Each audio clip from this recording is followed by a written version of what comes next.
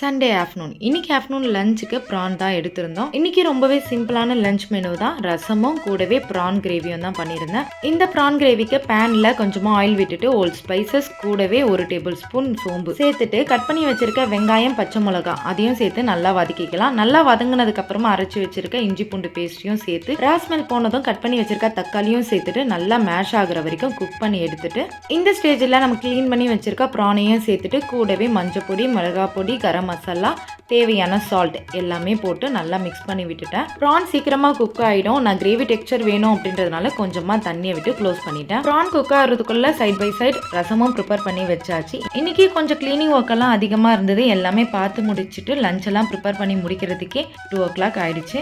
ரொம்ப சிம்பிளான மெனுவாக இருந்தாலும் இந்த காம்பினேஷனை அடிச்சுக்கவே முடியாது. ரசத்துக்கு சிக்கன் கிரேவி, ப்ரான் கிரேவி, நண்டு கிரேவி இதெல்லாம் ரொம்ப சூப்பராக இருக்கும். இந்த 3ல் உங்களோட ஃபேவரட் காம்பினேஷன் என்னன்றதை மறக்காம கமெண்ட் பண்ணுங்க.